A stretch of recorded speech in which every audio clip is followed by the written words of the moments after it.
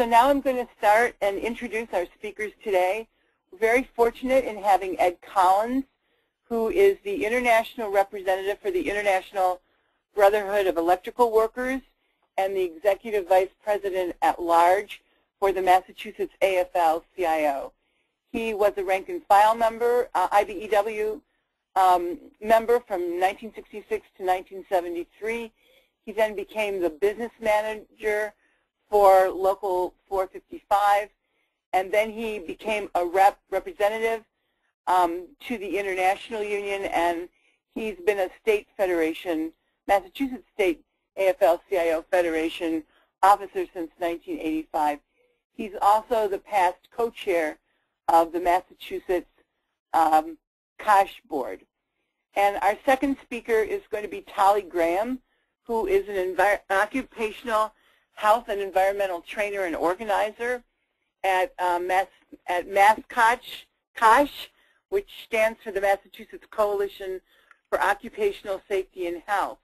MassCOSH is a coalition of unions, occupational health and legal professionals, and community groups who are dedicated to improving workplace health and safety and building healthy communities. Tolle has worked as an advocate and occupational health and environmental trainer for 25 years. She is past president of the National COSH Council and a member of the United Steelworkers Union, and I think you're going to find their presentations really interesting to see how green chemistry is being applied in on the shop floor and in the labor movement. So Ed, please begin. Thank you. Thank you, Len. Good afternoon, everyone. So in 2009, the Massachusetts AFL-CIO designated something called the Safer Alternatives to Toxic Chemicals Bill as a priority bill for the safety and security plank of its legislative agenda. Today we'll present how this alliance was built in Massachusetts between sometimes unlikely partners, unions and traditional environmental groups. We will discuss labor union strategies to ensure a collective worker voice in the workplace technology decisions, including resource tool, the recently completed NIEHS-funded Train the Trainer Green Chemistry Awareness Curriculum developed by MassCOSH and the New England Consortium at the University of Massachusetts Lowell. We hope this presentation will offer some useful insights and information that is applicable to national chemical reform efforts as well as for the labor environmental coalitions that exist in other states. So the Alliance for Healthy Tomorrow, we need to go to the next slide, I guess. I don't want to get ahead of the audience here. The Alliance for Healthy Tomorrow is an organization that came together around this issue primarily of labor community alliances for health and safety. It's a coalition of citizens, scientists, health professionals, workers, and educators seeking to do preventative action on toxic hazards. And its goal was to develop proactive policies to prevent harm before the damage is done and to choose the safest alternatives. The group is part of a broader movement in the so-called Safer States, a national coalition that includes 14 state-based environmental coalitions, some of which, those in California, Maine, New Jersey, as well as Massachusetts, have participation by the labor movement. So we need the next slide. Okay. Labor was identified as a key stakeholder by the Alliance for a Healthy Tomorrow pretty early on. Sort of the lead organization in getting this particular effort underway was Clean Water Action, an environmental group based here in Massachusetts, and they solicited funds from foundation grants to support staff work on the part of key groups to do the basic organizing to bring the Alliance for a Healthy Tomorrow really into being. And MassCOSH was able to focus significant time and outreach to for the involvement of organized labor. Had two part-time staff people really dedicated to doing this work for several years in the initial stages. MassCOSH itself, as you might have gathered from Lynn's introduction, is a labor-based organization. It really has a long history of working with industrial health and safety professionals and the labor movement going all the way back to 1975. And it's been instrumental in several legislative campaigns here in Massachusetts, the original state right to know law here, and more recently work targeting toxic substances such as the cleaning solutions and flammable floor finishing products like lacquer sealer. There's a lot of work. It sounds, I think, to people who are not familiar with sometimes what can be described as Byzantine politics of the labor movement. You know, a lot of people think that you approach a statewide umbrella organization such as the AFL-CIO, and if you get them to support it, that the work is done. But it really doesn't work that way. The Massachusetts AFL-CIO is a statewide umbrella organization of the labor movement, but it's broken down geographically to subordinate bodies called central labor councils that at one time were actually based on a county-by-county basis. Isn't quite that way anymore. It covers often a little broader territory than a single county, but each of them, you have to really get buy-in from each of those central labor councils to do a successful statewide legislative campaign, because they're the ones that interact directly with the state representatives and state senators in their districts, and the ones that the key legislative players are going to pay the most attention to. So a lot of the organizing that went on with that paid staff was in going labor council to labor council and making the case for unions to devote some time and energy into this campaign with the when they're pulled in you know, dozens of different directions on public policy matters. Mass AFL-CIO, as we mentioned, put the Safer Alternatives Bill on their safety and security legislative agenda plank in 2009, and recruited other state coalitions to be involved and central labor bodies to be involved as the legislative campaign moved forward. Can we have the next slide, please? So I want to talk a little bit about the tools that unions have for dealing with health and safety issues, and particularly exposure to toxic substances in the workplace. The first being our most traditional mechanism, which is collective bargaining. And unions have long had as part of their collective bargaining agenda mechanisms to deal with health and safety problems in the workplace, to create safety committees, to gain, you know, meaningful input into changes in technology and in somewhat limited other limited circumstances, maybe even products that are being used, and to bargain over, to exercise our right under the National Labor Relations Act, to bargain over any workplace changes that affect wages, hours, or terms and conditions of employment. Safety being, you know, a term and condition of employment that is a mandatory subject of collective bargaining, and to make sure that, you know, unions and workers through their unions have full information on technologies that impact them on the job and impact them as workers.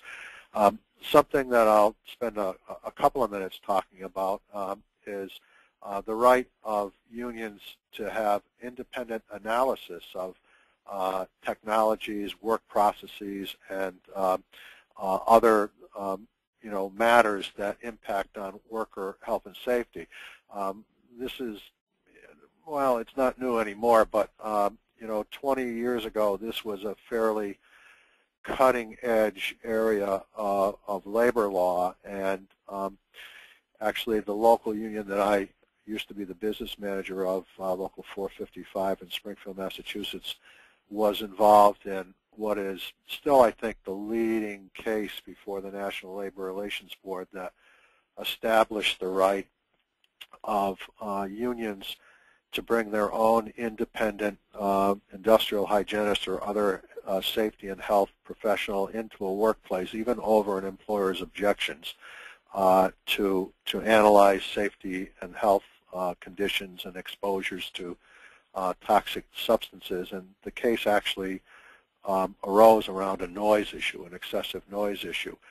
And the National Labor Relations Board issued a decision against the employer in Holyoke, Massachusetts, saying that the employer's duty to bargain with the union and to supply the union with sufficient information to bargain effectively and intelligently over health and safety, which is a mandatory subject to bargaining, extended to the point of the union not having to accept a company-hired safety and health expert's opinion about a matter that affected worker health and safety, that they had the right to bring their own independent safety experts into the work site, as I said before, even if the company objected and the company was citing its private property rights as that they had the right to decide who got to come into their industrial facility. That case actually went all the way to the United States Court of Appeals, and the employer in that case attempted to get it before the Supreme Court, but the Supreme Court had denied, did not give them cert, and that's a case that's still cited quite a bit today. Some of the other things in the union's toolbox are at the national and international level. Unions are involved in many of the regulatory writing panels and boards that come up with standards to once legislation is passed and regulations have to be written.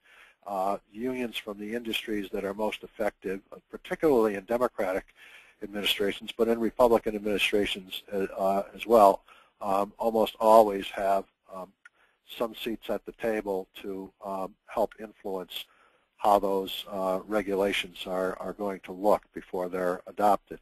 Could we go to the next slide, please? Okay.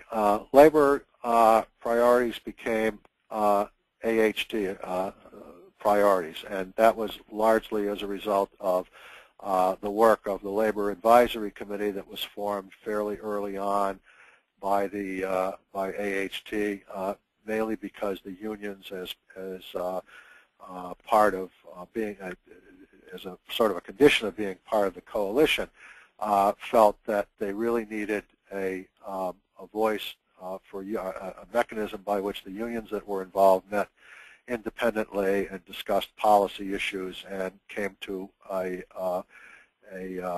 consensus position on how we would move forward in support of this sort of effort, legislative effort. And among the things that came out of that were the inclusion of a just transition provision to the Safer Alternatives bill. And just transition concept is one that is most identified with the late Tony Mazzocchi, who was Secretary-Treasurer of the Oil, Chemical, and Atomic Workers Union. And the idea basically is that any worker that may lose their job or suffer some form of industrial relocation as a result of public policy intended to clean the environment ought not to have to pay the economic price, that they ought to be entitled to such things as a level of retraining that would qualify them to not suffer a significant reduction in their standard of living. For far too long, our job retraining efforts in the United States, whether it be for dislocation due to trade or other forms of public policy, have been quite content, and I know this firsthand from having sat for a number of years on the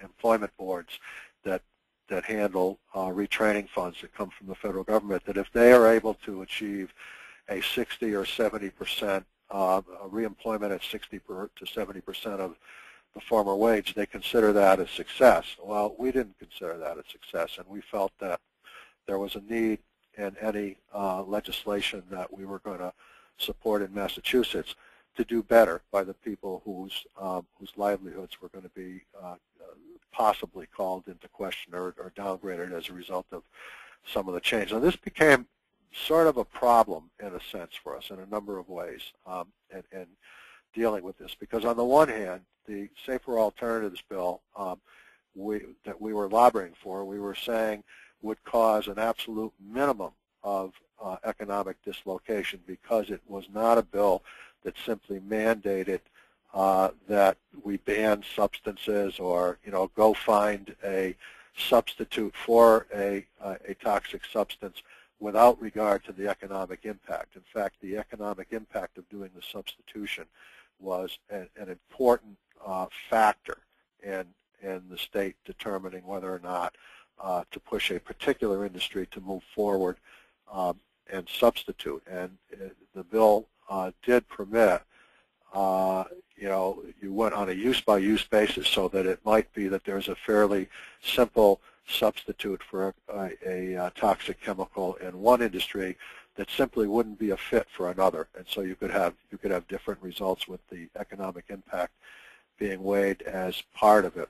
So on the one hand, we are arguing that the bill would create very minimal economic dislocation, and what we were getting pushback from on the part of not just legislators, but cabinet members in a Democratic administration that were our friends, were saying, well, if you're telling us on the one hand that this isn't going to cause any real job loss, any significant job loss, why do you need these extra benefits? And we argued back very forcefully that, and I can remember in particular the woman who was at the time Secretary of Labor. She is not any longer. It's someone else that fills that role now.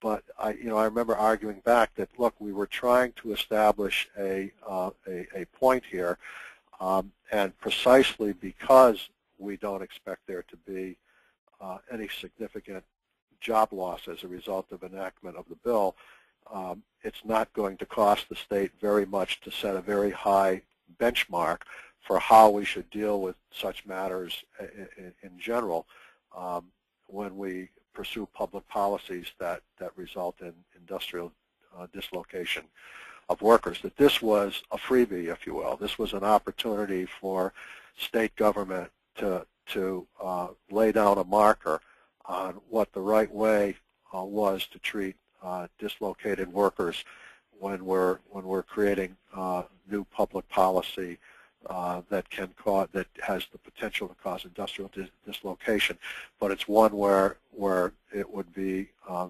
very limited in how it would end up being used. But we hope to be basically setting a bar and setting an example. That was the idea. So if I could go to the next and last slide for my part of the presentation. Okay, so the bill was written and filed in 2003. It builds upon an existing law, the Massachusetts Toxic Use Reduction Act. Labor has a seat on the advisory committee, which is the committee that recommends which chemicals, and it's kind of a rolling process.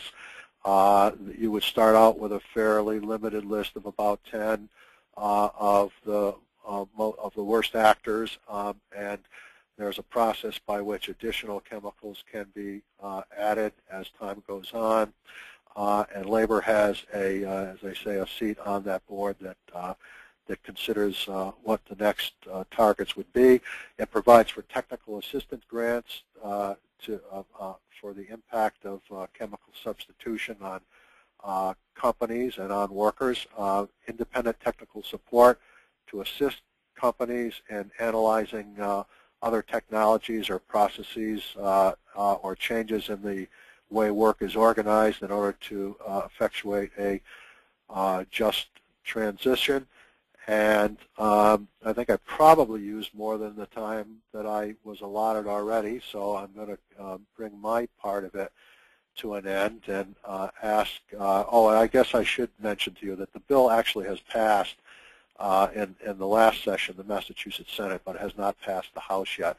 And it remains, as we go into this new two-year legislative cycle of the Massachusetts legislature, one of the priority bills of the Massachusetts AFL-CIO. Now, and I will also, in the interest of full disclosure and fairness, mention to you that last year was a very difficult year for us, as it was for just about every state in the country. And most of organized labor's legislative effort was expended in just trying to hang on, particularly on the, for the public employees, hang on to what we have. And we certainly didn't experience the sort of full frontal assault on collective bargaining in the public sector that states like Wisconsin, Ohio, Indiana, and New Hampshire have. But you know, nevertheless, even in what is generally thought of as a labor-friendly environment, we've had to fight to hang on to some things that we never thought that we would have to fight to retain. And so in such an environment, you know, pushing the ball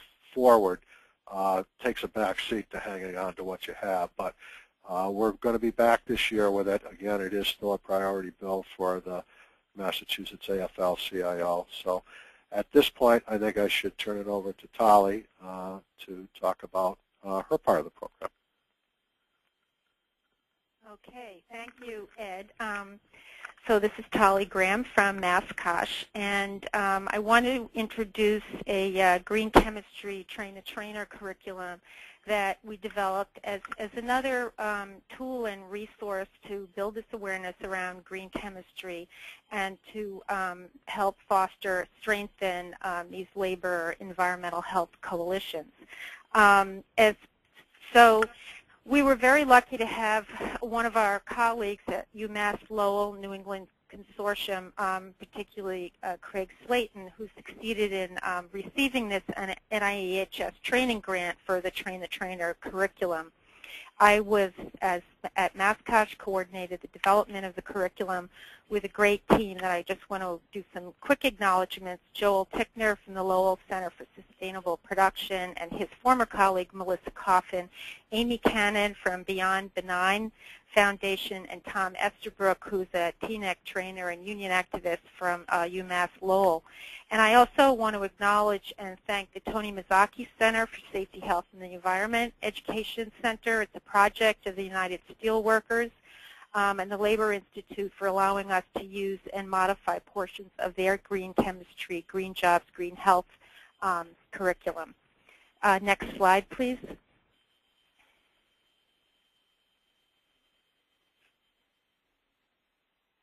Is it okay?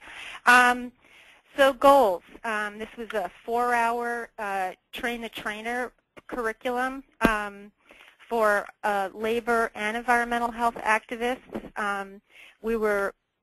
The goal was to advocate for making a transition to green chemistry and safer chemical alternatives, and to expand our awareness and network of advocates, activists, primarily in Massachusetts and Connecticut, and mostly that was because of ability of people to travel and be able to do this economically. Next slide, please. Our curriculum approach was based on popular education techniques with a focus on people's own experiences as they relate to the information and the activities, so that they can consider the changes in their workplaces or communities needed to promote this shift in the way that we look at toxics, green chemistry, and safer alternatives. We use small group reading, responding activities. So for example, we read a case study on the history of how plywood has been made, including a piece on use of new safer soy-based materials, which was very challenging in our discussion to look at the trade-offs when we consider new materials that are put on the market. We felt really strongly about getting people up and moving, and we used this fun activity based on Amy Cannon's work, which was we made glue, where people worked in small teams of 2 as if they were in a cooking class. We had, hot plates and ingredients, and we actually made glue. And I will explain a little bit more about that in a minute. Next slide. And then we finally, our training approach included engaging our activist networks led by our trainers to incorporate examples of current campaigns on policy work to promote green chemistry and safer alternatives. And you can see some of the logos of the partners: our Green Justice Coalition in Massachusetts, the Alliance for Healthy Tomorrow, Coalition for a Safe and Healthy Connecticut, efforts by Clean Water Action, and others. And now I'm just going to show you some of the posters we used in the various activities and explain a little bit more about it. So next slide, please. So I will not read all of these learning objectives for each of the 5 activities, but to say that there were 5 activities for this 4-hour Train the Trainer. They were designed so that each activity could be used on its own with some modifications, and this worked well for our trainers who used these materials in very different settings, which I will talk about in a little bit. So next slide, please. This poster was used in the activity that I spoke of earlier, making glue, our cooking activity, and this is where we introduced the 12 green chemistry principles. Cost and performance have been the traditional features which chemical and product designers use, and in most cases, I think we know that health and environmental considerations have been viewed as an add-on and not an integral part of designing a new chemical. So through this exercise, participants observe firsthand some of the ways in which chemical processes can be wasteful. They follow fun and sometimes absurd instructions like jumping up and down and using a quarter of a cup of milk and throwing away the rest of the gallon as they learn about how chemical processes can be redesigned using the 12 principles. So with our feedback from our trainers, we developed this poster that you're looking at, which essentially groups the 12 principles into 4 buckets. And then the numbers next to them that are on parentheses align with the 12 principles, which is on a fact sheet that they each participant has. So our trainers use this poster to make it easier to apply these principles. When the small groups rewrote the steps to make glue in what they thought was a more green way, they posted those steps on this poster where they thought those steps applied to these green chemistry principles. So they put their steps in one of these 4 buckets, shall we say. Next slide, please. Since most of our trainings included workers and union health and safety activists as well as environmental activists, we wanted to present the pollution prevention as well as the worker health and safety frameworks that they may have been more familiar with for addressing pollution and workplace hazards. Again, with feedback from our Train the Trainer session, this poster was redesigned so that the P2 and the hierarchy of controls for workplace health and safety were put side by side.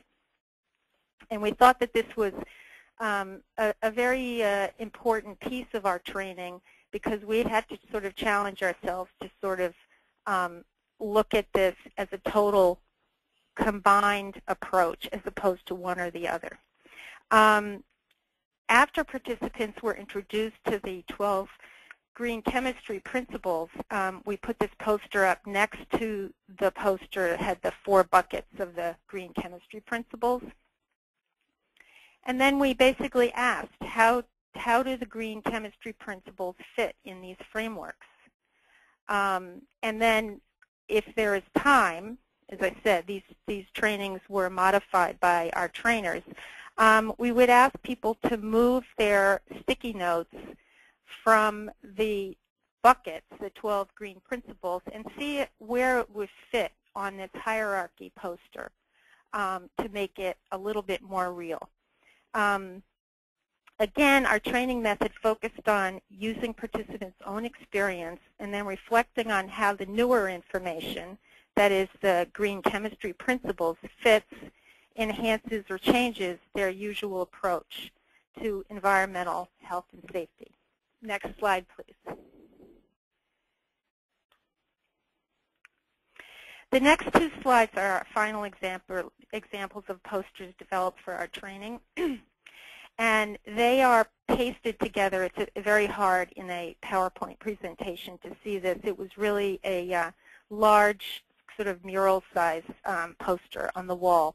It's a multi-layered timeline from 1900 to 2010 that displays historical snapshots for chemical use, their consequences, policy outcomes, and social movements that developed over time. And we asked the participants to put themselves on the map, noting a significant experience or milestone that impacted them. And then they posted their experiences on the timeline. We looked at the timeline again to discuss as a large group how we've managed toxic chemicals over these years. Next slide. So this is the other part of the poster, and I apologize for it being so difficult to really visualize in this format. Next slide, please.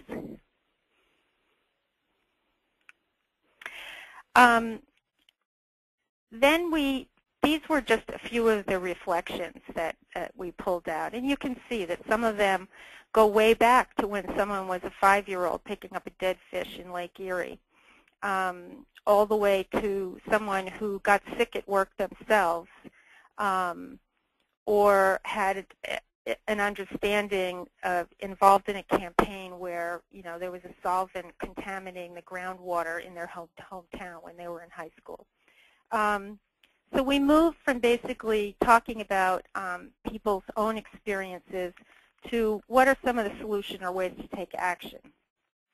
And the people that our trainers, this was the opportunity for them to present a campaign that they were currently engaged in. And so, for example, the Alliance for Healthy Tomorrow, we were able to talk about the Safer Alternatives bill at one of the trainings, and I'll show you a little bit more of some of the other trainings in a minute.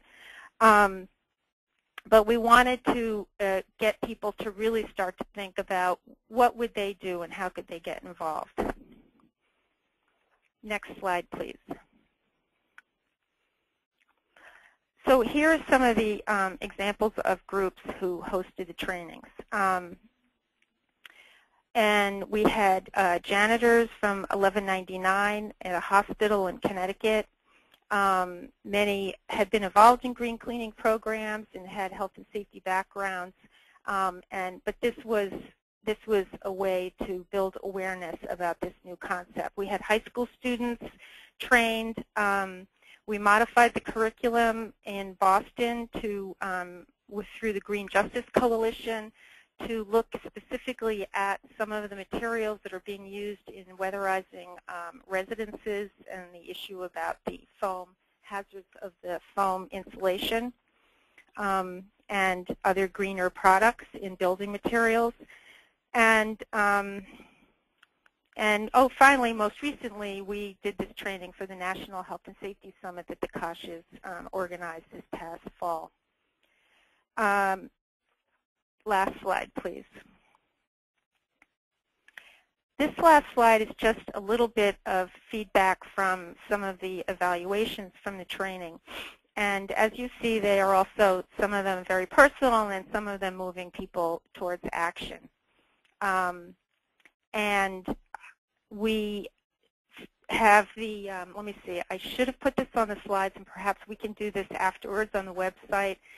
Put the link where people can access the curriculum and the materials. They are now all on the web, either at NIHS or at UMass Lowell, but I will get Lynn the correct link, and I will end, and hopefully we will have a little bit of a time for discussion.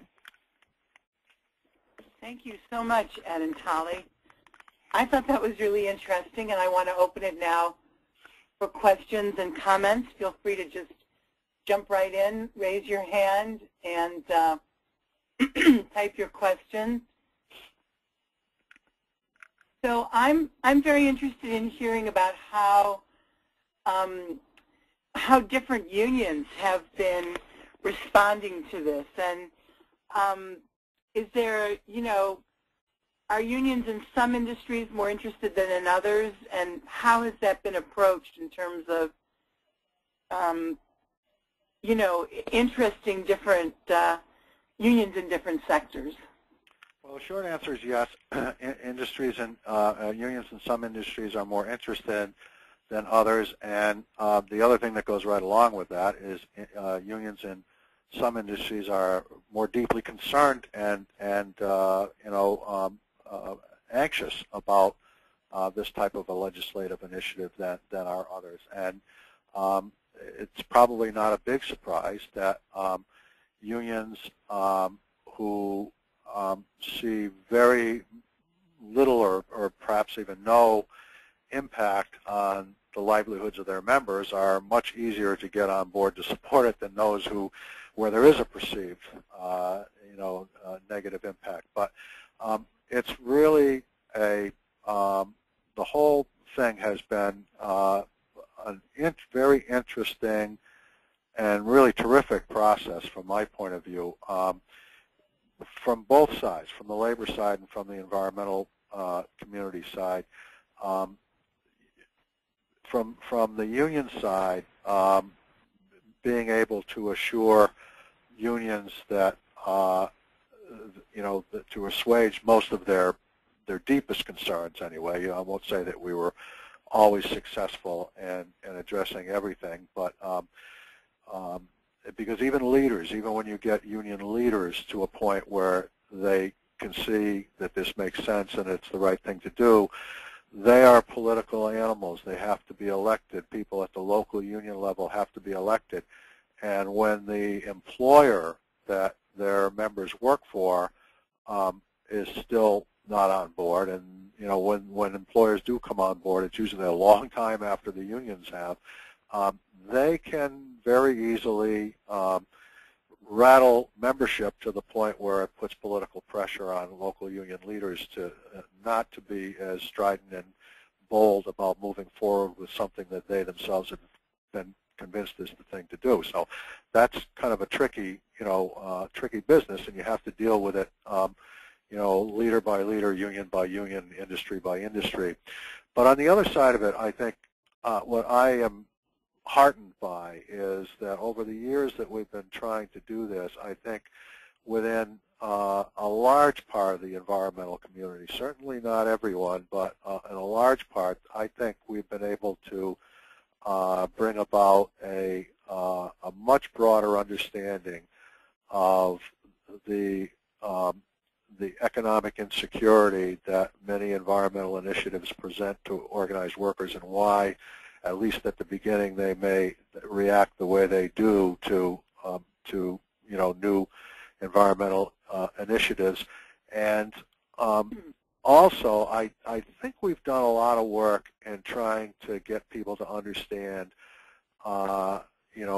how organized workers react to the concept of, oh, this is going to create more jobs than it destroys, so what's the problem? Because very often when you peel back a layer or two of the onion on that argument, even if on its surface it's factual, it becomes trading in good, solid, middle-class, high-paying, secure jobs with benefits for low-wage, non-union, insecure jobs. And even if you created a few more of those at the expense of an almost as large number of more solid jobs, you haven't really accomplished very much. And so I think there's a far broader understanding of some of those issues on the part of those environmental organizations that we've interacted with in this process than there ever was before. Thank you. That's great. I find that so interesting. We have a question here about whether you can get the presentation. And as we said at the beginning, these are being recorded, and they will be posted on the Great Lakes Green Chemistry Network webpage, glgc.org. I can't promise you when exactly that will be, because we are revamping the website now and uploading a lot of our past our past webinars, but keep checking in because it should be up within the next couple of weeks, I hope. And then you can just... Certainly, I will forward you the link for the Green Chemistry Trainer curriculum. And I'll post that on the website as well. Thank you. Thank you. So in the next question, let's see, was how did you get on the crowded agenda of the CLCs? How much time did they give you to present? And what worked best when pitching the issue? Well, for one thing, one reason why it was important to have somebody like MassCOSH have some dedicated staff time is that we're also union members, and a lot of our board members are members of labor councils. So we were basically doing organizing, as Ed said, amongst our peers, but being very methodical about it. So, you know, it really wasn't that hard to become a, invited guest to talk about it. And what we also did, what a lot of good organizers do, is we identified who were some important union leaders, key people in those councils, and we went and had coffee with them and talked this up with them because some of them had elected positions on the state AFL-CIO executive board, and at that point we had to go to the state Fed and say, we have all these labor councils that are on board with us, and we would like your endorsement as well. And maybe Ed can say something a little bit about that process.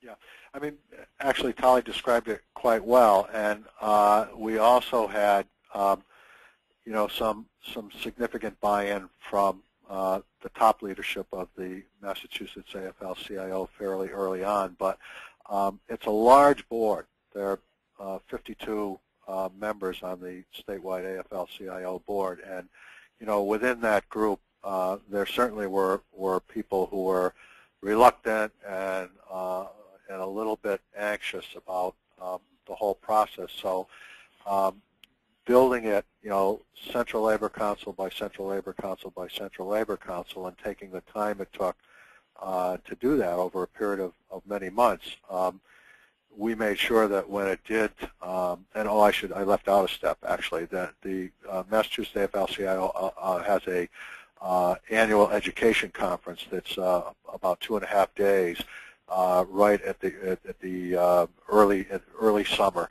and getting a major spot on that agenda right before we actually went before the board for an endorsement, so that there was some time for a more in-depth discussion among the whole board was going to be exposed to, and questions and answers, and addressing the concerns.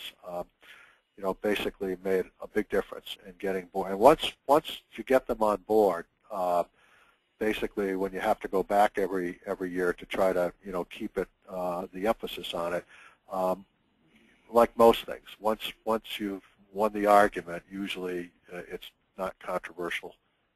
I just wanted to add one quick thing because I know time is flying here, is that the really powerful benefit of having the State Federation of Labor on board came through when during our lobbying for the Safer Alternatives bill, one of our big defense plants was crying wolf and saying if they had to substitute stuff, they'd have to leave the state, blah, blah, blah. They really scared their members. The union got really nervous, and we were basically able to get the union at least to be silent on the matter rather than, showing their fear publicly.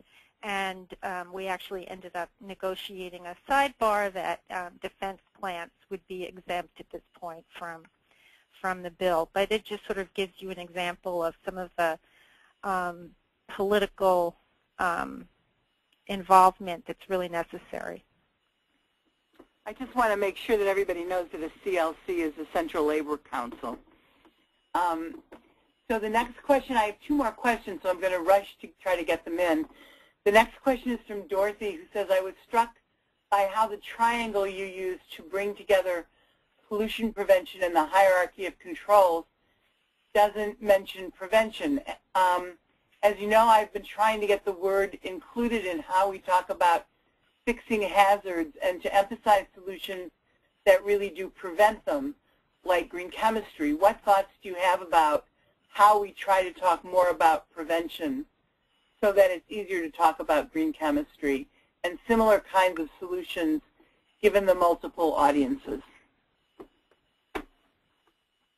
Well, I'll have to have a sidebar with her on this. But I absolutely respect Dorothy's approach to health and safety, and I know she's really good at this. So we may be looking at a revision 2 of this poster. And I'd be happy to hear her suggestions. Well, I think it's good that it's, you know, like green chemistry, it's a dynamic process, and you're always striving, if you will, for continuous improvement. So that sounds exactly. Yeah, and I mean the very other thing that I just might want to remind people is that, you know, participants were posting their perceptions, their ideas about how to make glue in a green way, and so some of the prevention stuff may have come in there in those steps that they posted on this as part of this activity. Well, and I always think that the tip of the pyramid really is all about prevention. I mean, that's you know, in terms of the hierarchy of controls, the first one is to prevent the exposure in the first place, so or to eliminate the hazard. So the next question I have that I want to get in here before we are finished is, has a criteria been established for robust alternatives assessment so that regrettable substitutions do not have an adverse impact on society? For example, the rush to eliminate DDT from the planet has led to millions of people dying from malaria in tropical areas after affected communities stopped using it. And I'm going to actually jump in with a short comment on that. You know, there was never an overt ban on DDT outside of the United States in many of the countries which have problems of malaria. It's always been an incremental process, and I think that many of the alternatives that have been found have been quite effective, actually, particularly since many of the mosquitoes and insects are becoming resistant to DDT. So I think your question is absolutely spot on in terms of alternatives assessment, and I think that the Massachusetts folks are probably really good people to answer that question.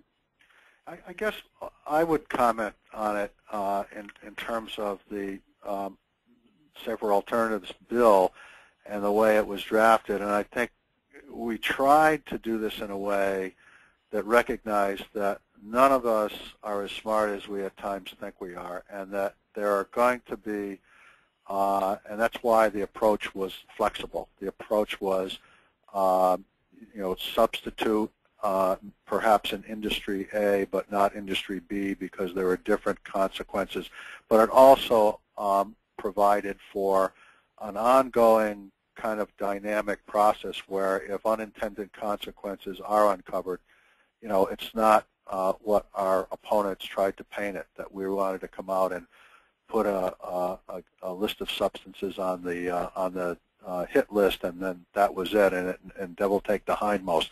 Even if you find out later on that what you did, you know, worked counter to what you were trying to do, that there's no easy way to retreat from it. And the bill is not structured in that way. The bill is structured in such a way as, or it's intended anyway, that if you do decide that a particular industrial use of a substance ought to be stopped and something substituted for it, and if you do find out at a later time that what you did made the situation worse, not better, you're going to adjust for that. That's the approach we tried to take. Thank you. Well, as you can see, we're right at the end of our time period, and I don't actually see any more questions, so the timing was perfect. There is one more question. There is? Where? Maybe you better go and read it. I'm not getting it. It's a question. We really want to reproduce the green chemistry training in California. Can we use the training materials? Absolutely. And I will, as soon as I get off the webinar, I will email you the link.